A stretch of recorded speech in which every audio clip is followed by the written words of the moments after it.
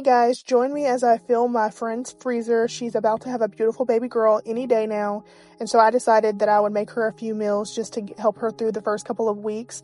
I really wanted to do more than this, but I kind of started this last minute, and so I was only able to get a few meals done, but I am so thankful and excited to have been able to do this for her. I started off by sauteing some garlic and onions in the pan. I cheated by getting the pre-cut onions and vegetables and stuff because ain't nobody got time for that. But I like to get the whole garlics that are already pre-peeled and use a veggie chopper and mince that up and then freeze it. It just makes things go by faster. I added 2 pounds of ground beef. Later on in the video, I ended up doing some Italian sausage. I normally would have cooked it in with this for the flavor, but I accidentally forgot that I needed to get that in my Walmart grocery pickup, so I ended up cooking it separate later, but it all turns out fine in the end. As you can see, I'm seasoning it up. I personally don't like bland food, and I don't figure most people do, and so I'm pretty heavy-handed with the seasoning, but of course, measure with your heart, and some people like more seasoning, some people like less, so just do what feels right for you.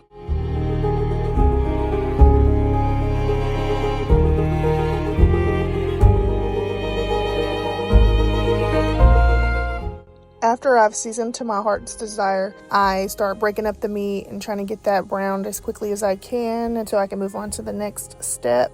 As you can see, it's browned. I decide to throw in a little bit of beef bouillon. Love that stuff. Give it a little bit pizzazz. Doing these meals, it is a lot of work, but it's something that I truly enjoy. It's just such a blessing and an honor to be able to just make good food and be able to share that with other people. I've loved to cook since I was a little kid, and when I was a little kid, obviously I wasn't as good at it as I am today, but it is so exciting to still have that love for something like this. I know some people have their love for the arts in other ways, like they love to paint or they love to draw, they love to make music, and this is my music. I love to cook, and it's such a beautiful thing, I feel like, to create something out of nothing. And I think even more than that, cooking for somebody else just adds an extra layer of love on top of the thing that I already love. As you can see here, the Italian sausage finally made its appearance.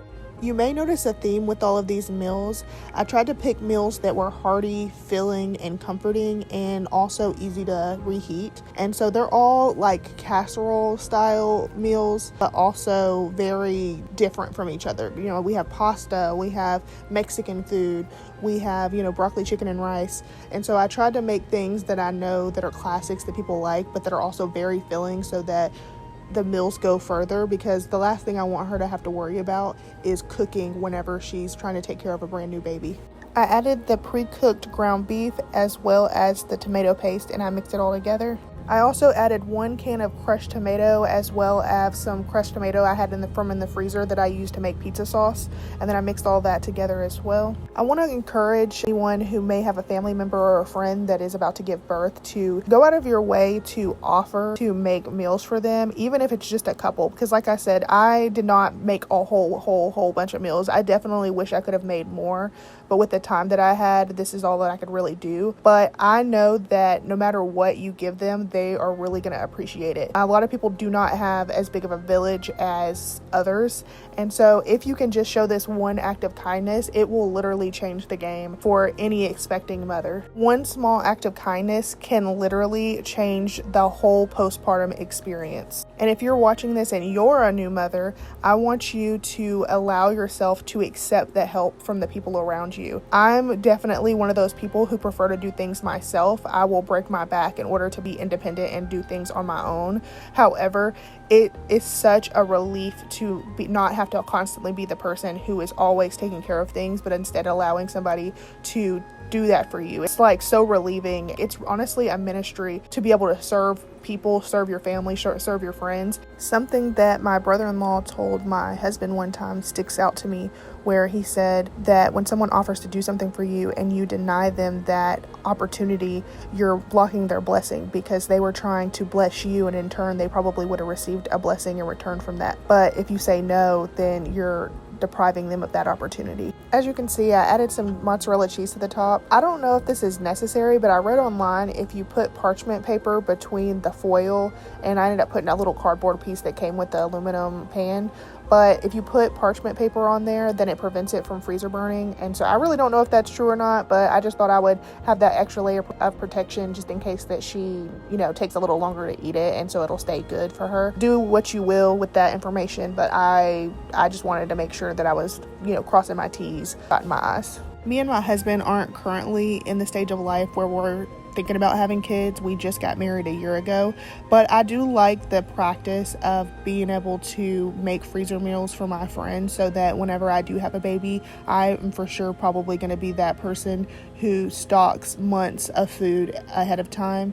I just like the process of pre-making food, and I just think it's fun to just organize everything and shop for all the food and stuff. If you guys were going to be putting meals in the freezer, what type of meals would you guys put in your freezer?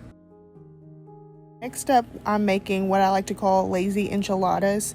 And as you can see, I have this big old block of frozen onion, and I tried with all my might to break that up. My husband accidentally chopped it a little bit too small, so they got all stuck together. And I fought a good fight to try to get that separated, but I ended up cheating again and just using pre-cut onions that I had in the freezer for another meal. It seems like I overcooked those little bit of onions that I put in there, and I probably did, but honestly, it ended up turning out just fine. And you're normally supposed to cook the garlic last in the meal, but I added that other onion as an afterthought. So as you can see, I added some more ground beef into here. We used a lot of ground beef for this meal prep, but you do what you gotta do. A cheaper alternative would be ground turkey, and I almost got ground turkey, but I like to buy my ground beef in bulk from Sam's, and so I had a lot on hand, so I just went ahead and used it. But honestly, as long as you're seasoning well, I know some people complain that ground beef tastes much better than turkey, and in a way it does, but honestly, if you season your ground turkey super well, it just takes on whatever flavor you add to it. Meals like enchiladas, tacos, that sort of thing work really well, but just make sure that you're seasoning your ground turkey super well, and you shouldn't have a problem.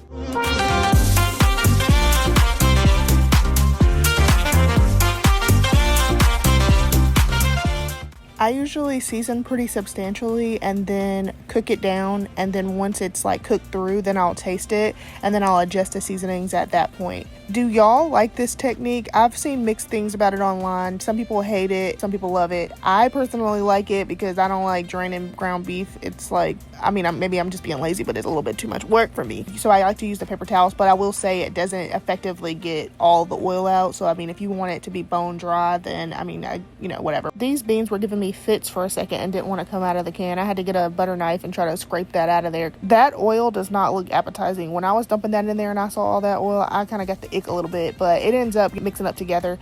I added milk to thin it out. I don't know what people typically use for refried beans. I've always used milk, but the combination does sound kind of weird. And I was thinking that as I was putting the milk in there, I'm like, this is kind of weird that I'm putting milk in here, but that's just what I've always done. So I don't know what the norm is. I don't know if people typically put water in it. And I do season the beans a little bit. I put some garlic powder, onion powder, that sort of thing in there. I didn't really do a whole lot for that part. I think part of the reason that I enjoy cooking so much is, one, I think it might be hereditary. My real mother loved to cook, and she was a very good cook actually, but I also grew up in foster care, and my foster mom was the queen of homemaking. She was definitely a from scratch type of girl, and she loved to can. She loves to just build a freezer meals. She's a pastor's wife, so she has perfected the art of making a little bit of food go far. I think I kind of inherited that, of course, with my own little twists and turns on it, but I definitely respect everything that my foster mother taught me because it has definitely showed up in my cooking today.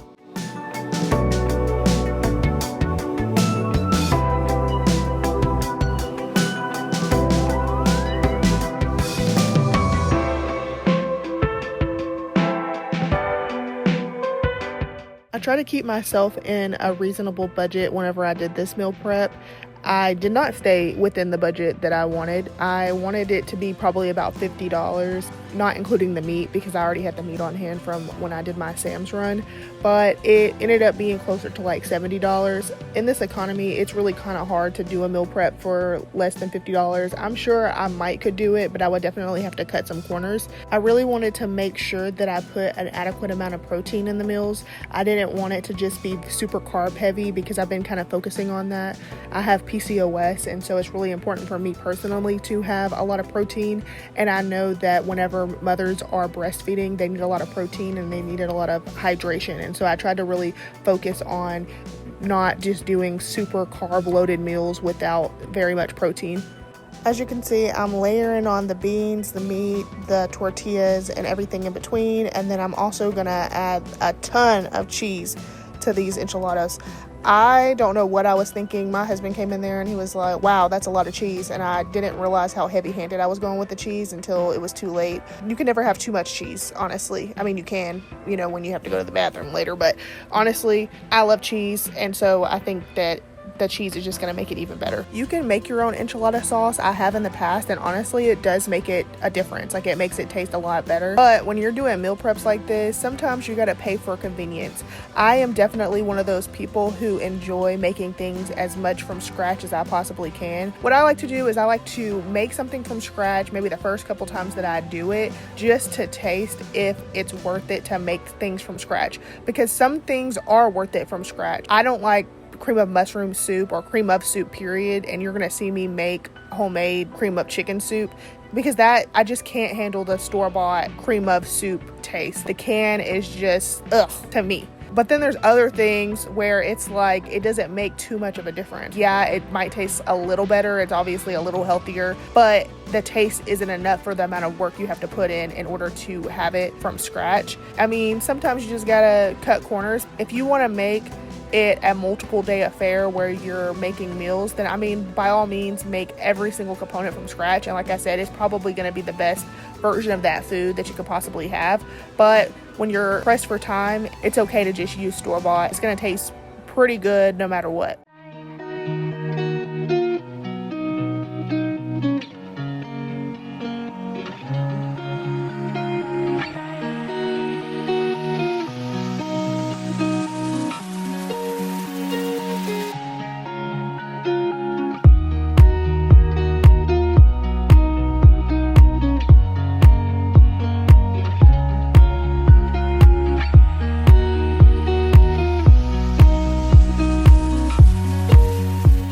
Next, I made oatmeal flax chocolate chip muffins. I definitely did the easier route in this case where I used Kodiak pancake mix to make them. I didn't want to do all the process of coming up with the whole recipe for some muffins. I tried to make them as close to lactation muffins as I possibly could, but there was a couple of ingredients that I could not find or did not have. Like, there's like a brewer's yeast that is supposed to be good for lactation, and I couldn't get my hands on that.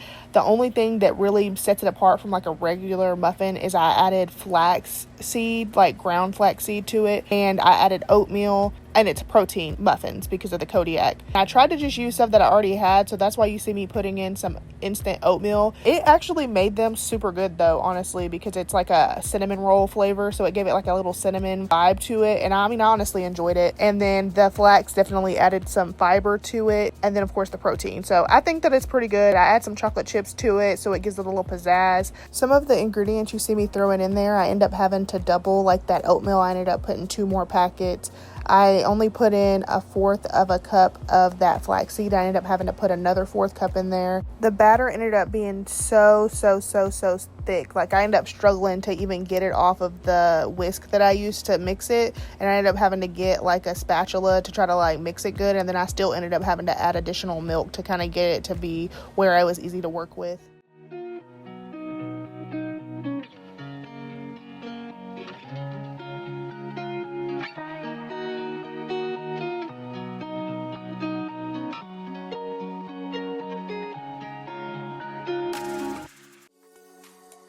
I'm a firm believer that some people are cooks and some people are bakers, and there's no in between.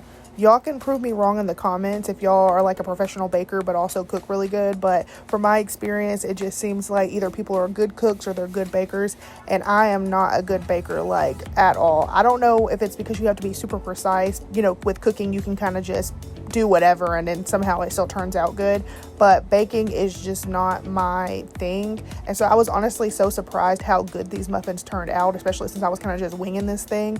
Let me just say this. One time I decided to make my foster dad some peanut butter cookies for Father's Day, and yeah, I forgot to put the sugar in it. They looked beautiful on the outside, like immaculate, like the most perfect looking peanut butter cookies you'll ever see in your life. But when he took a bite out of them, he was like, honey, I don't know what you did to these cookies, but these are horrible. Also, one time I tried to make my brother-in-law a birthday cake when I was like 12. And I don't know what I did to that cake, but to this day, he talks about how it was the worst cake he's ever experienced in his life. And honestly, I think it's because I tried to make it without a recipe. Like, I thought I could just like wing a cake. I don't know why I thought that, because there's so much science that goes into it. But keep in mind, like I said, I was 12 years old, so I was just out here winging life, I guess. But yeah, they bring that cake up to this day.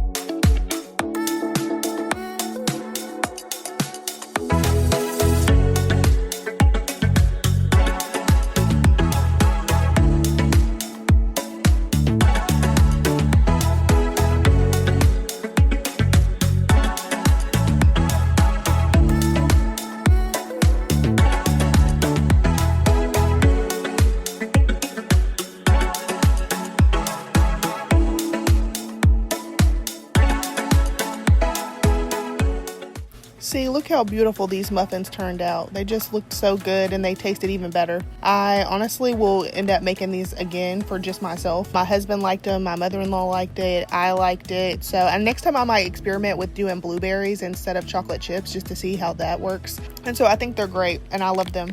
10 out of 10. These breakfast burritos that I made are kind of a rendition of the Sonic's Ultimate Meat and Cheese Burritos, minus the fact that they do not have any bacon in them. But they tasted pretty good from what the little bit I tried it. I didn't try it in like the wrap, but I did taste a little bit of the filling and it tasted super good. At the moment that I'm filming this voiceover, my friend has already got the food and she tasted the burritos already and she said that they're super good. A little tip, I added water to the eggs to make them more fluffy. Typically I use milk, but I read that if you are going to be freezing them, it's not good to do milk because it'll make it like runny. They reheat them in the microwave, I believe. It's supposed to give it the fluffiness without the excess moisture that the milk would do.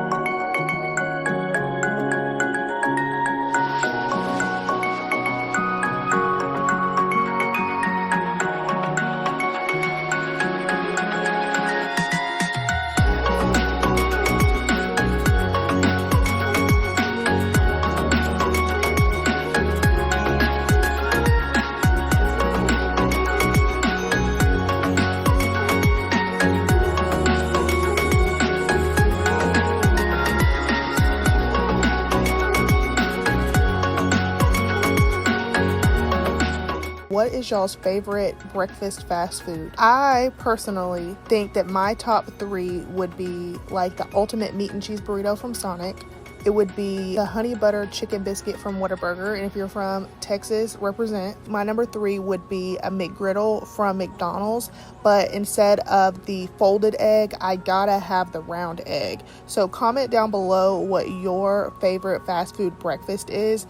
I think the McGriddle would probably be my top one because it's such a classic. So I guess that's my number 1. I know it's crazy to have McDonald's as my number 1, but hey, I mean, that's kind of what I grew up on. You know, it used to be cheap, you know, back in my day. But I did try the Chick-fil-A's breakfast the other day, and I would not say it's in my top, but I could see why people would like it. Like, it was very good. Now, I did have to get like a healthy version of a breakfast, like it had like grilled chicken in it and stuff like that because of the PCOS.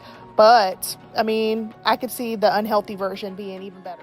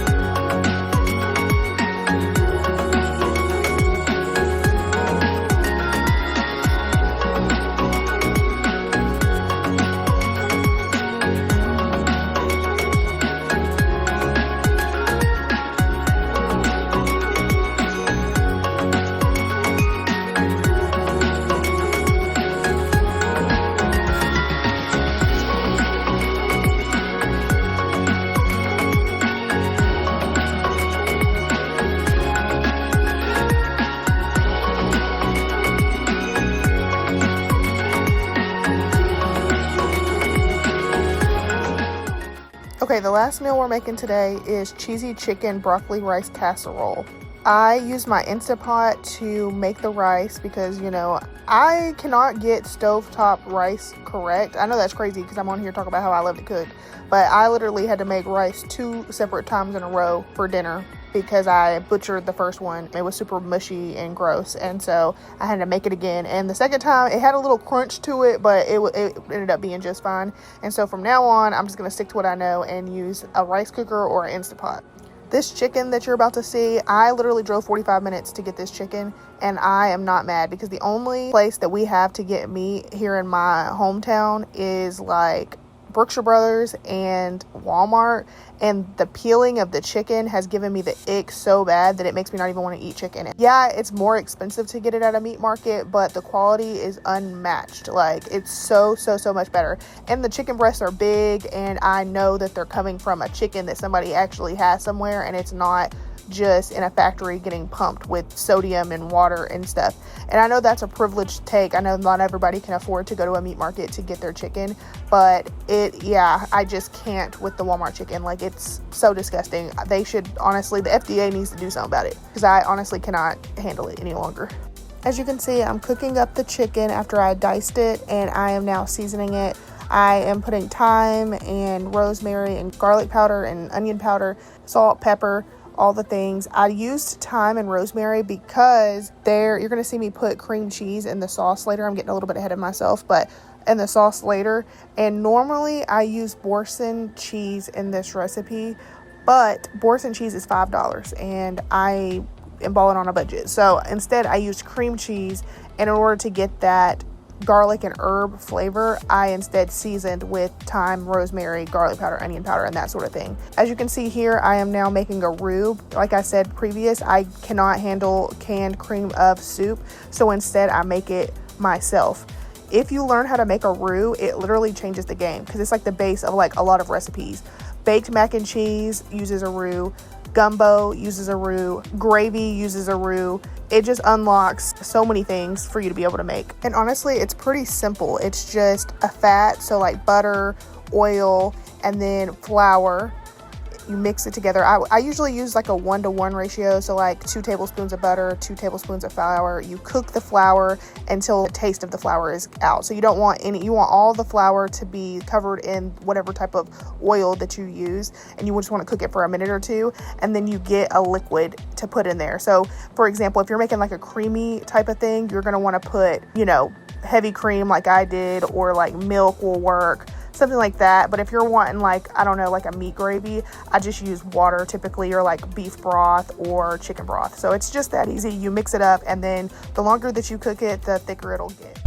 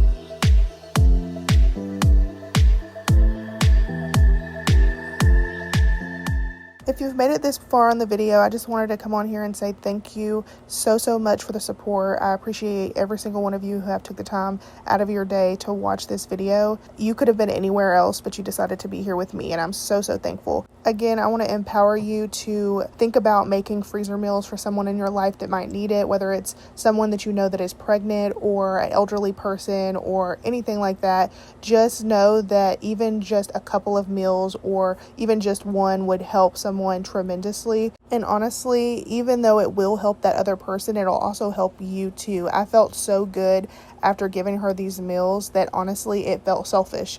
Even though I, put the money and the time in, like, I honestly felt so good to be able to help someone. I also was able to make this video, and I just really loved being able to do this for her. Thank you so much for being here, and thank you so much for watching.